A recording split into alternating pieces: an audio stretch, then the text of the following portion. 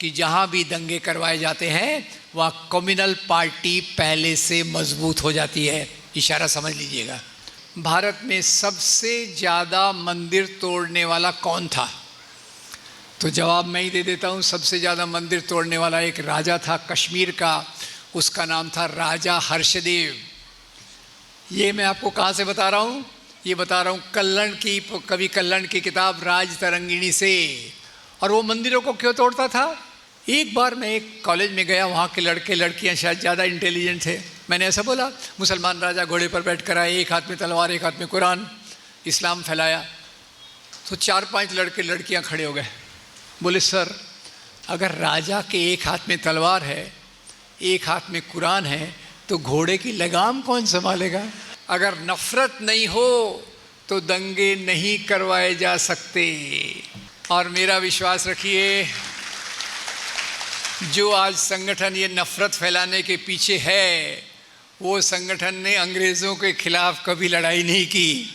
हिंदू लोग मंदिरों में पूजा करते हैं, गाय को पवित्र मानते हैं।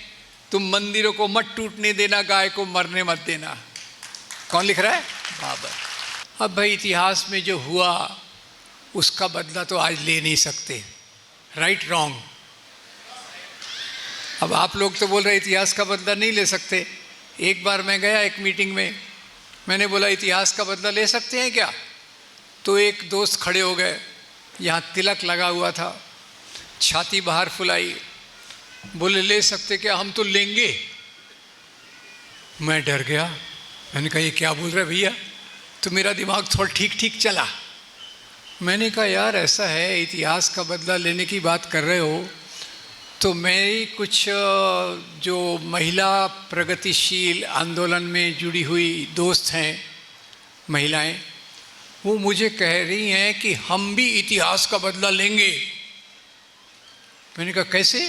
बोले पहले वो सती प्रथा होती थी ना, अब हम उसके बदले में सता प्रथा शुरू करेंगे। तो मैंने कहा बाबा ये तो बड़ी मुश्किल हो जाएगी। तो जैसे ही मैंने उनको ये बोला, उनकी छाती नीचे बैठ गई, वो हाथ जोड़ के नीचे बैठ गया। थैंक यू वेरी मच, मैंने कह दिया। इतिहास इतिहास है। क्यों? हमको उससे सीखना है कि क्या गलतियां हुई है जो हमको दोहराना नहीं है। ये इतिहास का मतलब होता है, क्योंकि हमको एक अच्छा भविष्य, अच्छा फ्यूचर बनाना है, उसके लिए हमको इतिहास की उतनी बातें सीखनी पड़ेंगी। थोड़ा सा मैं परिचय मेरा दे देता हूँ। मेरा परिचय तो बहुत प्रेम से, उदारता से दिया गया, फिर भी आपको बता देता हूँ। मेरे जैसा डॉक्टर MD मेडिसिन इतिहास में क्यों पढ़ गया? अब मैं IIT में चैन से रह रहा था। चैन से तो नहीं रह सकते इस समाज में, क्योंकि समाज में बहुत असमानता है, गरीबी है, भुखमरी है, बेकारी है, तो बेचैनी तो पहले भी थी। पर 6 दिसंबर 1992 को जब बाबरी मस्जिद को शहीद किया गया, मेरे अंदर कुछ खटका। मैंने कहा ये क्या हो रहा है? बाबर की औलाद के नाम पे गालियां बना रहे हैं और दावे कर रहे हैं कि पहले तो यहाँ मंदिर था, मंदिर को तोड़ा गया, मस्जिद बनवाई गई, हम अब मस्जिद को तोड़ेंगे। तोड़ दिया। वहाँ से मुझे लगा ये जो मामला है इतिहास का नहीं, इतिहास के दुरुपयोग का, मिसयूज ऑफ हिस्ट्री जो है, इसका मुकाबला करना ज़रूरी है। क्योंकि इसी इतिहास के दुरुपयोग से लोगों में नफ़रत पैदा की जा रही है। और मेरा विश्वास कीजिए, अगर नफ़रत नहीं हो तो दंगे नहीं करवाए जा सकते। एक सवाल तो मैं पूछना भूल गया, दंगे होते हैं या करवाए जाते हैं? करवाए जाते हैं। और दंगे तभी करवा सकते हैं जब समाज में पहले नफ़रत फैलाई जाए। करीब 100 साल से, 125 साल से मुसलमानों के खिलाफ नफ़रत फैलाई जा रही है। पहले ये काम डबल साइड था। आज़ादी के आंदोलन के पहले ये साइड दोनों तरफ से था। मुसलमान सांप्रदायिक लोग, कम्युनल मुस्लिम्स, वो हिंदुओं के खिलाफ नफ़रत फैलाते थे, और कम्युनल हिंदू संगठन वो मुसलमानों के खिलाफ नफ़रत फैलाते थे। अब आज़ादी के बाद जो हिंदुओं के खिलाफ नफ़रत फैलाने वाली ताकत थी वो तो पाकिस्तान चली गई, और उसने पाकिस्तान को बर्बाद कर दिया। मेरा विश्वास कीजिए, किसी एक धर्म की बात मैं नहीं कह रहा, मैं ये बात कह रहा हूँ जब भी इतिहास का दुरुपयोग करके भविष्य को बनाने की कोशिश की जाती है उस देश में प्रगति नहीं हो सकती, और यही बात पाकिस्तान में हुई। अब भारत में फिर 1992 पे आ जाता हूँ। उसके पहले एक और मज़ेदार सवाल आपको पूछ लेता हूँ, जवाब दीजिएगा। मेरे को दोस्त मानिएगा, ऐसा मत मानिएगा ये क्या प्रोफेसर आ गया सवाल पूछ रहा है। सरल सवाल है, बताइए भारत को आज़ादी कब मिली? 1947। आपका बहुत धन्यवाद, मेरा कन्फ्यूजन दूर कर दिया, क्योंकि एक बहुत बड़ी एक्टर है, वो झांसी की रानी की एक्टिंग करती है, वो बोलती हमको आज़ादी 2014 में मिली। तब से मैं बड़ा परेशान, भाई आज़ादी कब मिली, इसलिए सबसे मैं चेक करता हूँ आज़ादी कब मिली। आज़ादी किसको कहते हैं? आज़ादी उसको कहते हैं जब हम अपने राज्य को खुद अपनी मर्जी से चलाएं। अब ये लोग ऐसा मानते हैं कि जो मुस्लिम पीरियड था वो हमारी गुलामी का पीरियड था। मुस्लिम पीरियड हमारी गुलामी का पीरियड था, ऐसा वो कहते हैं। अब गुलामी किसको कहते हैं? दो बातें याद रखिएगा।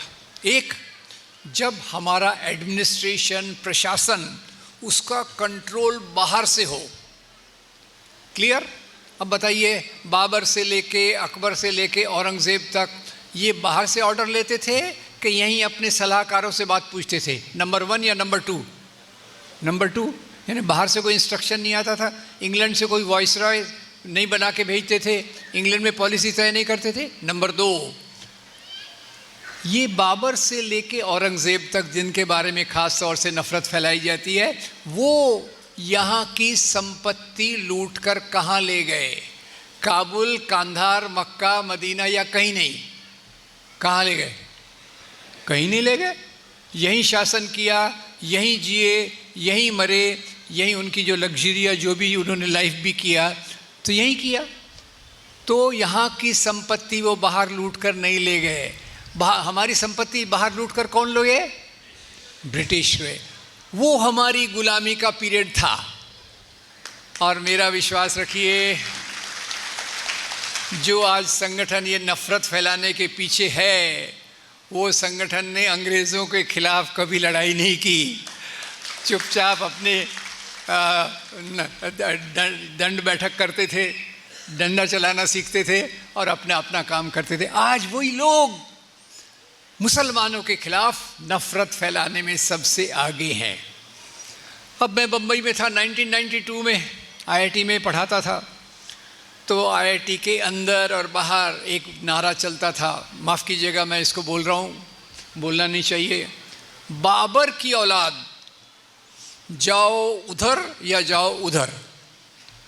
तो मैंने सोचा ये बाबर को क्यों, या मुसलमान राजाओं को विदेशी क्यों बोलते हैं? दूसरी बात, राजाशाही, समझ लीजिए, राजाशाही, किंगडम्स और आधुनिक राज्य में फ़र्क है या नहीं है? है। पहले आपको राजाशाही में कहीं जाना है तो वीसा, पासपोर्ट लगता था क्या? नहीं लगता था। देश की बाउंड्री होती थी क्या? ये बाउंड्री हमारी है, उधर चीन की है, इधर पाकिस्तान से लड़ेंगे, उधर चीन से लड़ेंगे, ऐसा था? अरे जिस राजा के पास जितनी ताकत होती थी वो उतना अपना साम्राज्य का विस्तार करता था। तो बाबर भारत में कैसे आया, ख्याल कीजिए। बाबर उस समय काबुल में राज्य कर रहा था और उसके परिवार का जो झगड़ा था, उसके चाचा, मामा, भतीजा जो भी है, परिवारों में ही झगड़े होकर राज्य सत्ता चलती थी। तो वो बेचारा बाबर तक काबुल तक सिमट गया। तो भारत के एक राजा ने उसको लेटर भेजा, ख्याल कीजिएगा, उस राजा का नाम याद रखिएगा। भारत के एक राजा ने उसको लेटर भेजा कि भैया आप आओ, अपन दोनों पार्टनरशिप में दिल्ली के राजा को हराएंगे, गोरी या जो भी उसका नाम था उसको हराएंगे और फिर अपन दोनों मिलकर राज करेंगे पार्टनरशिप में। अब बाबर ने बोला आइडिया तो अच्छा है। बाबर आया और इस राजा का नाम था राणा सांगा। बताइए ये हिंदू था या मुसलमान था? हिंदू था। तो राज्य सत्ता का आधार धर्म था या सत्ता था? सत्ता था। तो खैर बाबर आया, फिर बाद में कहानी बदल गई। उस समय राणा सांगा नहीं गए तो ये दिल्ली में जाके उसने राज किया। बाद में बाबर और राणा सांगा की भी लड़ाई हुई जिसमें बाबर जीत गया। अब बाबर पे इतनी नफरत फैलाते हैं, तो मैंने कहा मैं भी थोड़ा पढ़ लूँ बाबर के बारे में। और तो एक बार मौका मिला दिल्ली जाने का।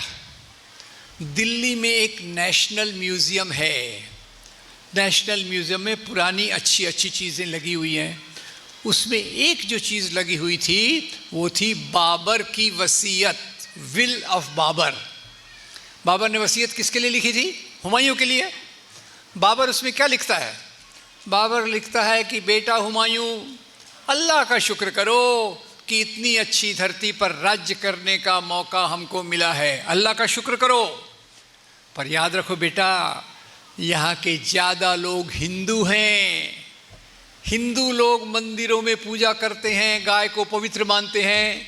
तुम मंदिरों को मत टूटने देना, गाय को मरने मत देना। कौन लिख रहा है? बाबर। अभी तो उसको हिंदुओं का दुश्मन करके प्रस्तुत किया जा रहा है। खैर, अब ये एक बात हो गई इतिहास की। और आज जब 6 दिसंबर 1992 के बाद मैंने देखा तो यही बात ज़्यादातर कही गई कि हिंदू राजा बहुत महान थे, मुसलमान राजा बहुत क्रूर और आक्रामक थे। पहले प्रोफेसर साहब ने जो सुना बोला मैं समझ नहीं पाया, पर आपको एक मज़ेदार किस्सा बताता हूँ। आपको पता है सोमनाथ का मंदिर किसने तोड़ा था? महमूद गजनवी। उसने कहा था भाई इस्लाम में मूर्ति पूजा वर्जित है, इसलिए मैं सोमनाथ के मंदिर को तोड़ रहा हूँ। एक बात और सोचिए, कॉमन सेंस, साइंटिफिक टेम्पर, वैज्ञानिक सोच लगाइए। अगर महमूद गजनवी को सोमनाथ का मंदिर केवल मूर्तियाँ तोड़ने के लिए करना था तो उसको गजना से लेके सोमनाथ आने की ज़रूरत थी क्या? Yes, no. रास्ते में बहुत मंदिर थे, किसी भी मंदिर को तोड़ सकता था, किसी भी मूर्ति को तोड़ सकता था। अरे बामियान में गौतम बुद्ध की मूर्तियाँ थी, उसको तोड़ सकता था, कि उसको क्यों नहीं तोड़ा? उसको पता था क्या कि बाद में तालिबान के बेवकूफ़ लोग आएंगे, वो इसको तोड़ेंगे, उसके लिए छोड़ दो? नहीं, उसलिए रास्ते के मंदिरों को इसलिए नहीं तोड़ा कि उसमें संपत्ति नहीं थी, संपत्ति नहीं थी, और उसको चाहिए थी संपत्ति। संपत्ति के लिए आता है और धर्म के आवरण में लिखता है कि इस्लाम मूर्ति पूजा को अलाउ नहीं करता, इसलिए मैं सोमनाथ की मूर्ति तोड़ रहा हूँ।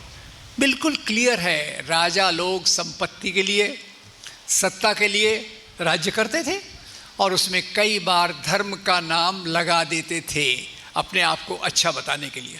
तो खैर, ये महमूद गजनवी को थोड़ा और देख लेते हैं। अब गजना से आया तो क्या अकेला आया होगा कि उसके साथ फौज थी? फौज थी। जरा मुझे जवाब देते जाइए, अच्छा लगता है। वो अकेला आया कि फौज थी? महमूद गजनवी की फौज में 12 सेनापति थे। सेनापति को आजकल क्या कहते हैं, वो जो कर्नल, लेफ्टिनेंट जनरल वगैरह वगैरह, 12 सेनापति थे। 12 सेनापतियों में 5 सेनापति हिंदू थे, तिलक, सोंदी, हरजान, राय और हिंद।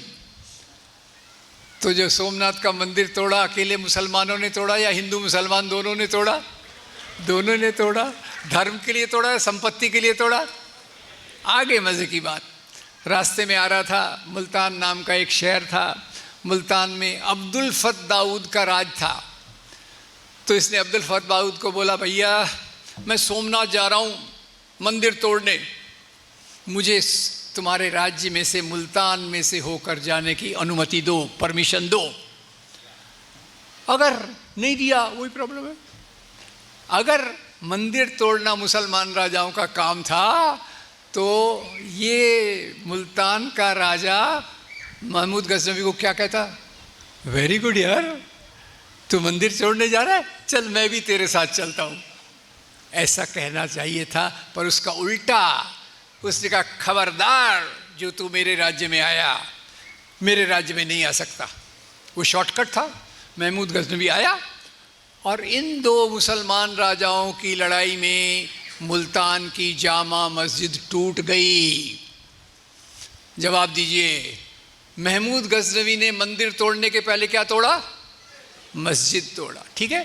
अब महमूद गजनवी के बाद उसका बेटा मसूद गजना का राजा बना। मसूद ने अपनी सेना को तिलक का नाम याद रखिए, अभी मैंने बोला था, तिलक के नेतृत्व में उसने भेजा सेंट्रल एशिया में। एक मस्जिद में किसी ने संपत्ति छुपा के रखी थी, तो मसूद ने सेना भेजकर उस मस्जिद को तुड़वाकर संपत्ति वहाँ से लाई। जवाब देना पड़ेगा, बाप ने संपत्ति के लिए क्या तोड़ा? मंदिर। बेटे ने संपत्ति के लिए क्या तोड़ा? मस्जिद। बड़े मियाँ तो बड़े मियाँ। Very good. इसमें मज़हब का मामला तो मुझे कहीं दिख ही नहीं रहा। खैर, अब ये एक बात हो गई। और उसमें कहा गया कि राजा जैसे बताते हैं कि धर्म के लिए एक दूसरे से लड़ते थे। गलत है, इसका कोई इसका ये नहीं कहूँगा। अभी हमारे महाराष्ट्र में एक फिल्म आई थी, पता नहीं आपने देखी कि नहीं, छावा में औरंगज़ेब को बताया गया बहुत क्रूर। औरंगज़ेब को क्रूर बताया गया कि भाई औरंगज़ेब ने संभाजी महाराज को बहुत अत्याचार किया। अब राजा दुश्मनों से क्या प्रेम से रहते थे?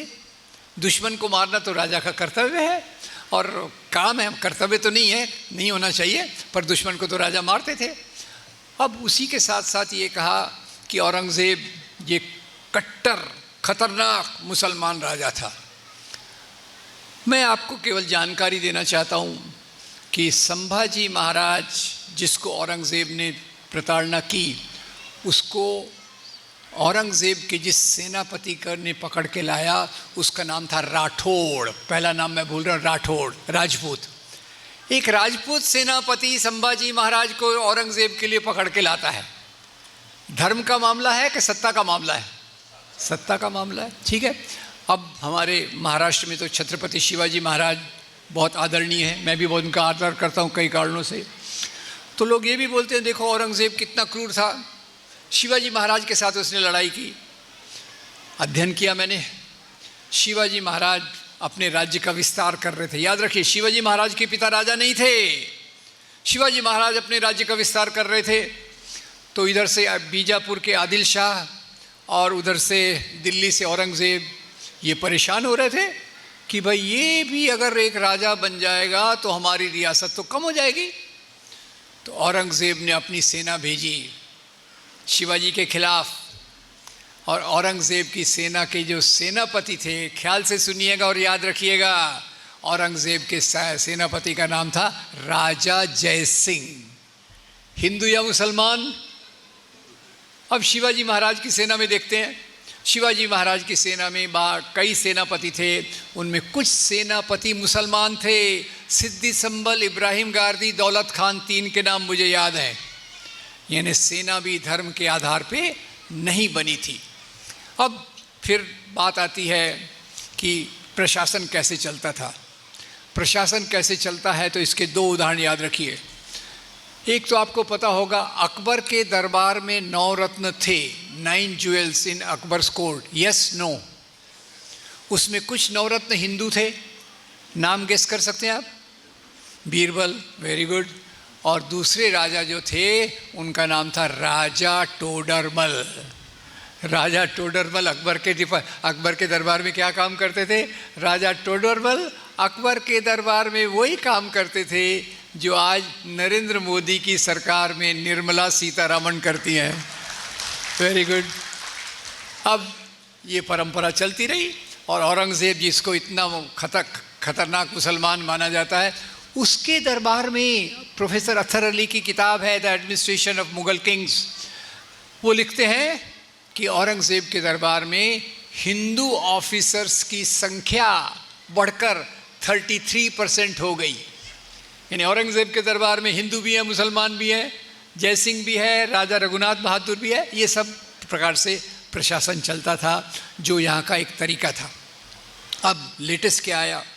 लेटेस्ट आया, लोग बोलने लगे भाई अकबर तो एक अच्छा राजा था, क्योंकि आप जानते होंगे अमर्त्य सेन जो हमारे नोबेल लॉरिएट हैं, उन्होंने लिखा भारत के 2 सबसे बड़े महान एम्परर, शहनशाह जो हुए हैं, राजा जो हुए हैं, एक है सम्राट अशोक और दूसरे हैं अकबर।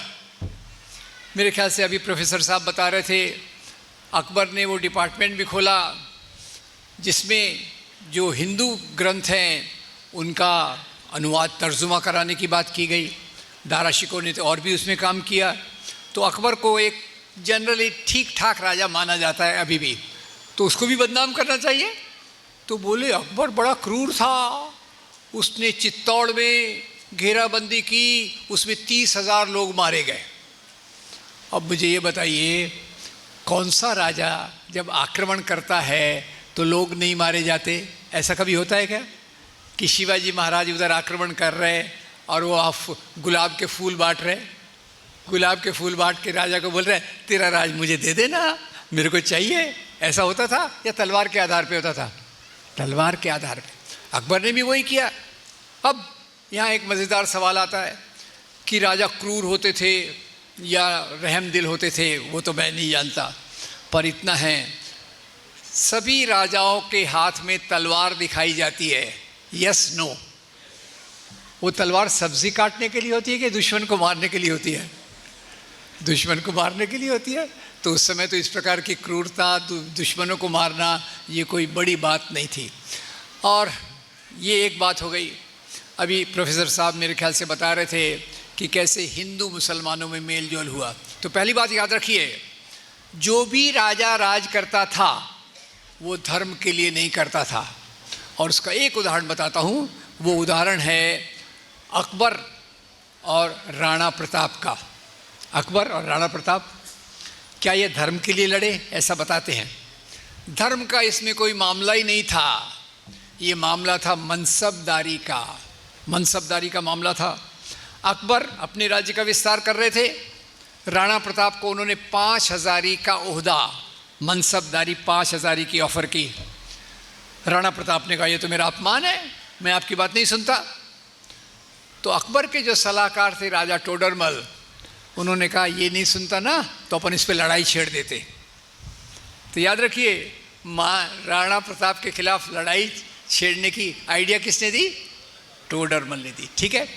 अब लड़ाई कहाँ हुई? हल्दी घाटी के मैदान में। इसमें भी एक मज़ेदार किस्सा है, आज की जो शासन व्यवस्था है। अब ये लड़ाई में अकबर जीत गए, राणा प्रताप हार गए, ये क्लियर है। पर उसको बदल दिया, इतिहास की किताबों को बदल रहे। वो जो राजस्थान की उप मुख्यमंत्री जो हैं कोई दिया कुमारी, वो हल्दी घाटी के मैदान में गई। उन्होंने देखा वहाँ ताम्रपत्र का कॉपर प्लाक लगा हुआ है कि इस साल में राणा प्रताप और अकबर की लड़ाई हुई, अकबर जीत गए, राणा प्रताप हार गए। वो बोले अरे एक हिंदू राजा कैसे हार सकता है, निकालो इसको, निकालो। और दूसरा लगवा दिया कि इस लड़ाई में राणा प्रताप जीत गए, अकबर हार गए। Very good. और अपनी हार की खुशी में राणा प्रताप जंगल में जाके घास की रोटी खाने लग गए। ये मैं ऐड कर रहा हूँ। अब खैर ये दोनों की जो लड़ाई हुई उसमें हल्दी घाटी की लड़ाई को थोड़ा देख लेते हैं। हल्दी घाटी के मैदान में एक तरफ अकबर की फ़ौज है, एक तरफ राणा प्रताप की फ़ौज है। अकबर की फ़ौज में अकबर खुद नहीं है। एक्सक्यूज़ मी, अकबर वो खुद नहीं है तो सेना का नेतृत्व कौन कर रहा है? सेना का नेतृत्व कर रहे हैं राजा मान सिंह। तो बताइए अकबर की फ़ौज में केवल मुसलमान है या हिंदू मुसलमान दोनों हैं? अब इधर से राणा प्रताप की फ़ौज को देखिए। राणा प्रताप की फ़ौज में 3,000 सिपाही थे और उनके 2 सेनापति थे। खुद वो सेना का नेतृत्व कर रहे थे और उनके 2 सेनापति में एक का नाम था राम सिंह और दूसरे का नाम याद रखिएगा, उनका नाम था हकीम खान सूर। तो सवाल ये है, राणा प्रताप की सेना में केवल हिंदू थे या हिंदू मुसलमान दोनों थे? दोनों तरफ हिंदू हैं? Yes no? दोनों तरफ मुसलमान हैं? तो ये हिंदू मुसलमान की लड़ाई है कि 2 राजाओं की लड़ाई है? ये लड़ाई धर्म के लिए है कि सत्ता के लिए?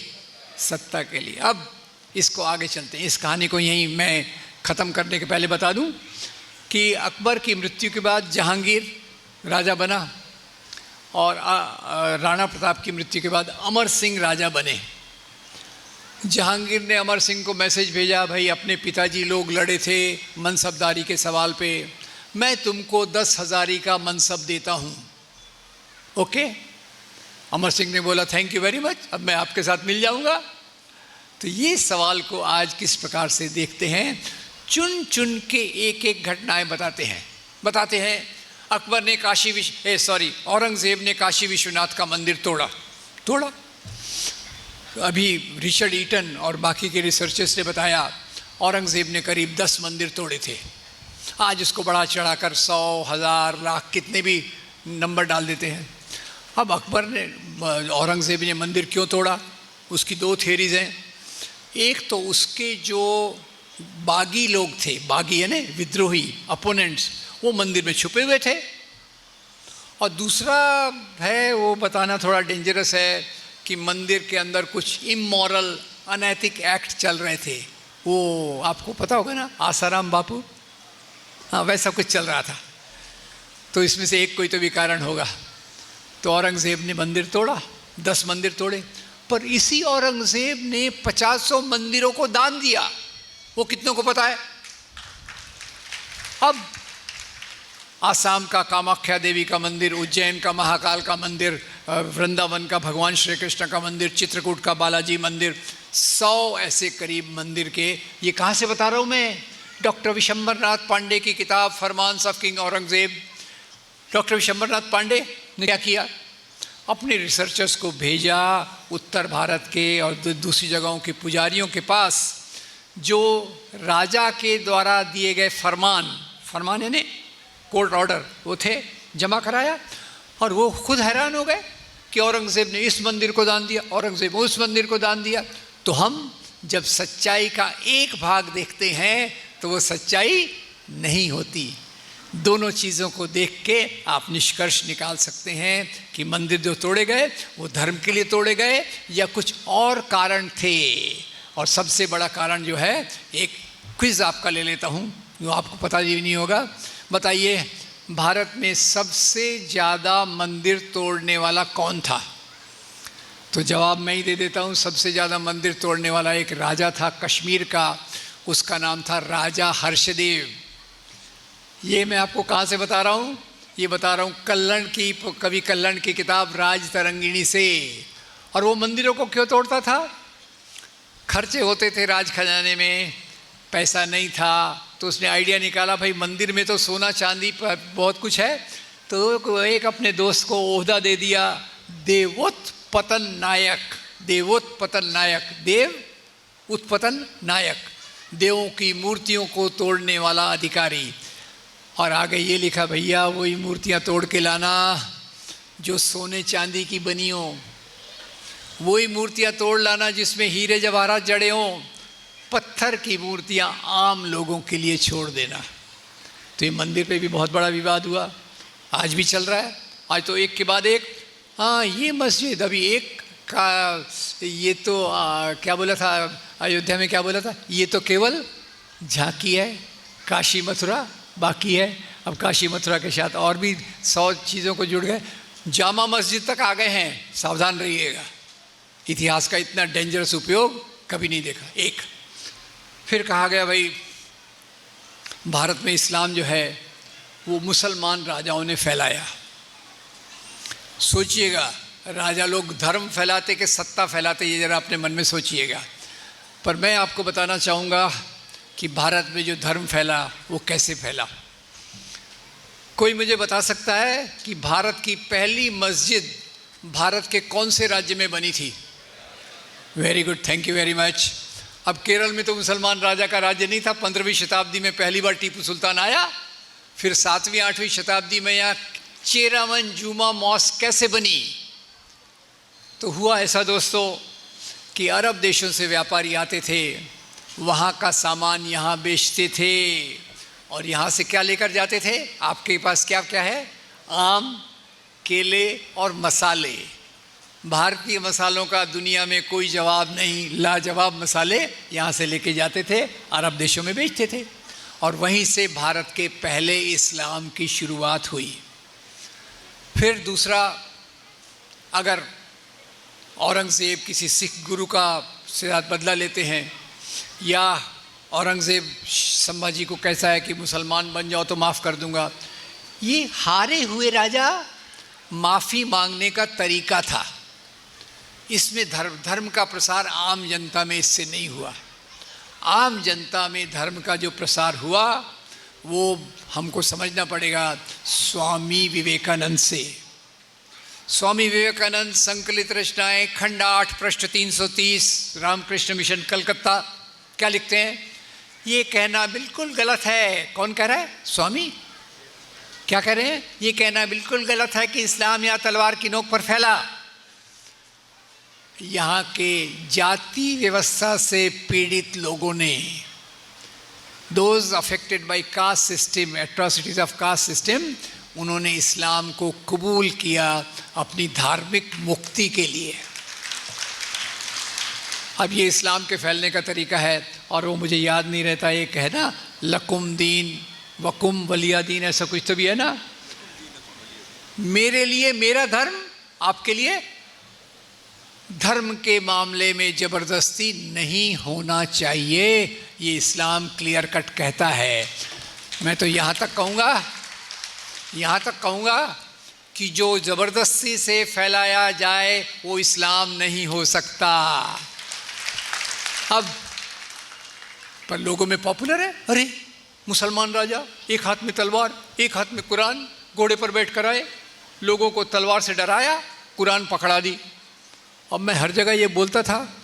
एक बार मैं एक कॉलेज में गया, वहाँ के लड़के लड़कियाँ शायद ज़्यादा इंटेलिजेंट थे। मैंने ऐसा बोला, मुसलमान राजा घोड़े पर बैठ कर आए, एक हाथ में तलवार एक हाथ में कुरान, इस्लाम फैलाया। तो 4-5 लड़के लड़कियाँ खड़े हो गए, बोले सर अगर राजा के एक हाथ में तलवार है एक हाथ में कुरान है तो घोड़े की लगाम कौन संभालेगा? मैंने कहा आई डोंट नो बाबा, ये बात तो मुझे समझ में कभी आती नहीं है कि ये ऐसा कैसे होगा। ठीक है, तो धर्म एक ऐसी चीज़ है जो यहाँ फैलती रही। अब ये जो तरीका है, जैसे मैं दोहराऊंगा नहीं, भारत की सभ्यता जो शायद इन्होंने बताई मेल जोल की सभ्यता है, और इसका सबसे बड़ा उदाहरण 2 बड़े राष्ट्रवादी लोगों का उदाहरण दूंगा। महात्मा गांधी, हिंद स्वराज, क्या लिखते हैं? हिंद स्वराज में महात्मा गांधी लिखते हैं, मुसलमान राजाओं के राज्य में हिंदू प्रजा चैन से रहती थी। हिंदू राजाओं के राज्य में मुसलमान प्रजा चैन से रहती थी, मेल मिलाप था। इसी से हमारी सभ्यता, साहित्य, कला, संगीत, कपड़े पहनने का तरीका, खाने पीने का तरीका सब विकसित हुआ। डिटेल में नहीं जाऊंगा, मैं अभी हैदराबाद से आ रहा हूँ। जब भी हैदराबाद आता हूँ 1-2 महीने रुकता हूँ, मेरा वज़न थोड़ा बढ़ जाता है। क्यों भाई? बिरयानी। खुश होता हूँ, अरे वज़न बढ़ गया। फिर पूछता हूँ बिरयानी तू आई कहाँ से? तो जवाब मिलता है मैं आई थी ईरान से। ईरान में मुझे कहते हैं बिरयान, आप लोगों ने मसाले डाल के मुझे और टेस्टी बना दिया, बन गई बिरयानी। ऐसी कितनी चीज़ें हैं जो बाहर से यहाँ आई और यहाँ से बाहर गई। एक गहरी बात आपको बताता हूँ, अभी दुनिया में भी यही बात चल रही है, इस्लामोफोबिया। आपको याद है जोरान ममदानी जीत कर आया, लड़का है इसलिए आया, ऐसा बोल रहा हूँ मैं। जीत कर आया और क्या बोलता है, मैं मुसलमान हूँ, मैं सोशलिस्ट डेमोक्रेट हूँ और इसके लिए मुझे कोई खेद नहीं है, इसके लिए मैं माफ़ी मांगने वाला नहीं हूँ। उसने ये क्यों कहा कि आज दुनिया भर में मुसलमानों के लिए नफ़रत फैलाई गई। 9/11 के बाद जब वो अलकायदा और बाकी आलतू फालतू लोग खड़े हो गए, उन्होंने कहीं बमबारी की, कहीं ये किया, कहीं वो किया, तो अमेरिकन मीडिया, याद रखिए दुनिया का सबसे ख़तरनाक काम मेरे हिसाब से आज तक जो हुआ है मीडिया के द्वारा, वो था इस्लामिक टेररिज्म नाम के शब्द को फैलाना। दुनिया के 135-150 करोड़ लोग मुसलमान निशाने पर आ गए, इस्लामोफोबिया। और भारत में तो पहले से ही था। एक संगठन है जो अपनी शाखाओं में यही पढ़ाता है, अरे हिंदू राजा वेरी ग्रेट, हिंदू राजा वेरी ग्रेट, मुसलमान राजा वेरी बैड। अरे भाई राजा राजा होता है, अपने हिसाब से काम करेगा। टीपू सुल्तान सरी का राजा होगा, टीपू सुल्तान के बारे में भी ऐसा बोलते हैं। पर आपको पता है अंग्रेज़ों के खिलाफ लड़ने वाले राजाओं में जो मारा गया उसमें सबसे पहला और एकमात्र राजा कौन था? टीपू सुल्तान। अब ये टीपू सुल्तान, उस समय टीपू सुल्तान ने मराठों को भी कहा, निज़ाम को भी कहा कि ये अंग्रेज़ों को यहाँ मत आने दो, हम आपसी मामले आपस में सुलटा लेंगे, समझा लेंगे, पर ये अंग्रेज़ अगर आए तो ये हमारे सब के लिए एक ख़तरनाक बात होगी। ये टीपू सुल्तान ने उनको कहा था। तो खैर, ये हमारे इतिहास की बातों को, जो मैं मेल जोल की बात बता रहा था, बिरयानी का मज़ा तो आ ही गया। एक बात और बता देता हूँ कि इसी बात को पंडित जवाहरलाल नेहरू ने अपनी किताब डिस्कवरी ऑफ इंडिया में लिखा। डिस्कवरी ऑफ इंडिया में पंडित जवाहरलाल नेहरू क्या लिखते हैं? भारत एक ऐसी स्लेट, पैलिम्पसेट स्लेट, बच्चों की जो स्लेट होती है, क ख ग घ लिखते हैं, ABCD लिखते हैं, भारत एक स्लेट की जगह है, एक तरह है जिसमें अलग अलग लेयर्स आए।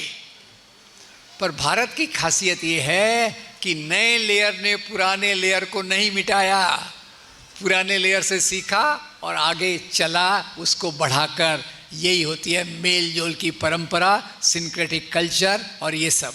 इसीलिए पता नहीं, थोड़ा मैं मेरी एज के हिसाब से पुराने उदाहरण दे रहा हूँ कि इवन आज तक हिंदी फिल्मों में इसका कितना प्रभाव था, कितना प्रभाव था, हिंदी सीरियल्स में कितना प्रभाव था। आपने महाभारत सीरियल का नाम सुना होगा? यस नो कि मैं ज़्यादा बूढ़ा, सुना होगा। आपको पता है इसकी स्क्रिप्ट किसने लिखी? इसकी स्क्रिप्ट लिखी राही मासूम रज़ा। और लगान फिल्म में एक गीत है, ओ पालनहारे निर्गुण और न्यारे, लिखने वाले का नाम जावेद अख्तर, संगीत देने वाले का नाम AR रहमान। अभी वंदे मातरम पे कंट्रोवर्सी चल रही है, और वंदे मातरम पे जो बात कही थी, अभी खोटा झूठ बोलने वाले तो झूठ बोलते हैं, पर वंदे मातरम के केवल पहले 2 पैरा सॉन्ग समिति of constitution, constituent assembly, song समिति ऑफ कॉन्स्टिट्यूशन ने पहले 2 पैरा स्वीकार किए। क्यों? रविंद्रनाथ टैगोर की सलाह पर। रविंद्रनाथ टैगोर जी ने कहा पहले 2 पैरा तो जनरल हैं, इसको ले लेना चाहिए, और बाकी जो पैरा हैं वो केवल हिंदू देवी देवताओं के ऊपर हैं। हम तो एक सेकुलर राष्ट्र बनाना चाहते हैं, अब तो सेकुलरिज्म एक गाली बनती जा रही है, पर मैं उसी के लिए खड़ा रहूँगा। सेकुलरिज्म होना चाहिए, सेकुलरिज्म के आधार पे ही हमारा देश चल सकता है। फिर ताजमहल की बात आई। अब ताजमहल में बोलते वो देखो वो ऐसा है ना, वो हिंदुओं का प्रतीक है, ये ऐसा है, वो ये हिंदुओं के, ये पहले शिव मंदिर था, शाहजहाँ ने इसको बदल के ताजमहल बना दिया। मैं आपको एक कारण बताता हूँ जो विस्तार में मैंने अपने वीडियो में रखा है, वो ये है कि शाहजहाँ ने इसके लिए 2 बड़े आर्किटेक्ट नियुक्त किए थे शाहजहाँ बनाने के लिए, ये ताजमहल बनाने के लिए। एक का नाम था उस्ताद लाहौरी जो मुसलमान थे, और दूसरे उनके सहायक नंबर 2 पे जो थे वो एक हिंदू आर्किटेक्ट थे, और हिंदू आर्किटेक्ट थे, इसीलिए वहाँ कुछ कुछ आपको हिंदू प्रतीक देखने को मिल जाएंगे। शाहजहाँ को उसको ऑब्जेक्शन नहीं था, हमको तो उसकी तारीफ करनी चाहिए कि एक मुसलमान होते हुए उसने हिंदू आर्किटेक्ट को एक मुख्य आर्किटेक्ट के रूप में रखा। अब अंत में टाइम है थोड़ा, चिट्ठी आ गई 5 आ गए, कोई बात नहीं। अब आखिरी में इतना बता दूं कि जंगे आज़ादी में उतना भाग मुसलमानों ने लिया जितना कि हिंदुओं ने लिया, इसमें कोई फ़र्क नहीं है। इस किताब का मैं इसीलिए स्वागत करता हूं, और मैं एक रिकमेंडेशन देता हूं, इस किताब के ऊपर एक वीडियो सीरीज़ बनाइए, YouTube चैनल पर उसको डालिए, कन्नड़ा में, इंग्लिश में डालिए, सब लोगों को पता हो। मेरे दोस्त शम्सुल इस्लाम ने इसी प्रकार की एक किताब लिखा है, इंडियाज़ मुस्लिम्स अगेंस्ट पार्टीशन, और उसमें एक अल्लाह बख्श नाम के थे। अब ये इतना बताना चाहूँगा, पार्टीशन की मांग सभी मुसलमानों की मांग नहीं थी। जो मुस्लिम लोग लीग में थे वो यहाँ के नवाब, ज़मींदार, जागीरदार, बड़े लोग थे। आम लोग मुस्लिम लीग से दूर रहे, और इसलिए 1940 में जब मोहम्मद अली जिन्ना ने अलग पाकिस्तान की मांग रखी तो अल्लाह बख्श ने आज़ाद मुस्लिम कॉन्फ्रेंस दिल्ली में बुलाई। आज़ाद मुस्लिम कॉन्फ्रेंस में 50,000 लोग आए, और उसमें 5000 महिलाएं भी आई। और उन्होंने प्रस्ताव क्या पास किया? उन्होंने प्रस्ताव ये पास किया कि हम मुसलमान, आम मुसलमान पाकिस्तान के मांग के विरोध में हैं। ये हमारे लिए एक बहुत दुख की बात होगी अगर इस्लाम के नाम पे पाकिस्तान बन गया, तो ये हम सब गरीब मुसलमानों के लिए, आम मुसलमानों के लिए एक खतरे की घंटी होगी। और उसमें ऐसे कितने नाम गिना दूं जो महात्मा गांधी के बायां हाथ दायां हाथ लाठियां बन के चले। मौलाना अबुल कलाम आज़ाद, पार्टीशन हुआ, यहाँ से मुसलमान पाकिस्तान जाने लग गए कि भाई अपना मुल्क बन गया, पर पाकिस्तान सभी मुसलमानों के लिए नहीं था। पाकिस्तान उन्हीं मुसलमानों एरियाज उनके लिए था जो मुस्लिम मेजॉरिटी राज्यों में थे। बाकी मुसलमान जहाँ थे उनको वहीं रहने का अधिकार था और यहाँ एक्सचेंज ऑफ पॉपुलेशन की कोई बात नहीं हुई। तो आज भारत में जो मुसलमान रहता है वो किसी की मेहरबानी से नहीं रहता, वो यहाँ के संविधान के आधार पे रहता है। खैर, इसको मैं कट शॉर्ट कर रहा हूँ। मैं आपका ज़्यादा वक्त नहीं लेकर एक दो अपील करना चाहूँगा कि आज ये जो नफ़रत की आग फैलाई जा रही है वो कुछ संगठनों द्वारा फैलाई जा रही है। नीचे से लेकर ऊपर तक सोशल मीडिया, टीवी मीडिया, कानाफूसी के माध्यम से नफ़रत फैलाई जा रही है। ये नफ़रत के आधार पे दंगे करवाए जाते हैं। दंगों के कारण समाज में पोलराइजेशन होता है। और येल यूनिवर्सिटी का रिसर्च है प्रोफेसर साहब कि जहाँ भी दंगे करवाए जाते हैं वहाँ कम्युनल पार्टी पहले से मजबूत हो जाती है। इशारा समझ लीजिएगा। तो हम क्या करें? केवल सेमिनार लेके रुक जाएं? गलत।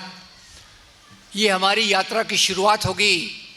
उसमें करना क्या है? नंबर 1, जो मुसलमान, और याद रखिए क्रिश्चियन, जो मुसलमानों और क्रिश्चियंस के खिलाफ नफ़रत फैलाई जा रही है उसकी सच्चाई लोगों तक पहुंचाना। और अगर मुझे माफ़ करेंगे तो मैं आपको एक छोटी सी मेरी 80-90 पेज की किताब है जो केवल करीब 70 प्रश्न जो लोग करते हैं, मुसलमान ऐसे हैं, क्रिश्चियन ऐसे हैं, आज़ादी में ऐसा हुआ, उसका छोटे छोटे में जवाब है। मैं आपको एक प्रति भेंट दे दूंगा, आप क्या करते हैं उसके साथ देखिए। दूसरा, फिर से कमर्शियल ब्रेक खुद के बारे में कह रहा हूँ, उसके लिए माफ़ी चाहता हूँ। मैंने 17 के 16 वीडियो बनाए हैं। ये पूरी बात अभी तो 45 मिनट में ख़त्म करनी है, बात तो लंबी है, तो मैंने उसके 18 वीडियो बनाए हैं। 30 मिनट के, 25 मिनट के एक एक चीज़ को विस्तार में लिया है। अगर उसको आप कन्नड़ा में सब टाइटल करके प्रसारित कर सकते हैं तो मुझे खुशी होगी। और आगे सवाल यह है, आज हिंदू मुसलमानों के बीच में नफ़रत की दीवार बनाने का काम चल रहा है। हिंदू मुसलमानों के बीच में नफ़रत की दीवार बनाने का काम चल रहा है। हमारा काम होना चाहिए इन नफ़रत की दीवारों को तोड़कर मोहब्बत के पुल बनाएं। हमारा काम होना चाहिए भारतीय संविधान की वैल्यूज़ स्कूल में, कॉलेज में, बस्ती में जगह जगह फैलाए जाएं और भारत की संविधान का जो मूल्य है, लिबर्टी, इक्वालिटी, फ्रैटर्निटी, इक्वालिटी भी है, फ्रैटर्निटी भी है। यहाँ के जिस धर्म के लोग हैं, हम सब एक परिवार के लोग हैं और हम सब बराबर हैं। कोई हिंदू है इसलिए ऊपर है, मुसलमान है इसलिए नीचे है, गलत। इस सब को रोकने के लिए अगर कुछ नौजवान लड़के लड़कियां अपना थोड़ा वक्त देना चाहते हैं तो हम एक छोटी सी वर्कशॉप कर सकते हैं जिससे वो घर घर जाकर संविधान के मूल्यों का प्रचार करें, आज़ादी के आंदोलन की सच्चाई का प्रचार करें, ऐसी किताबों के बारे में लोगों को बताएं और दूसरा जो चीज़ है उसको बताएं। इसी के साथ मैं माफ़ी मांगते हुए अपनी बात समाप्त करता हूँ। Thank you very much.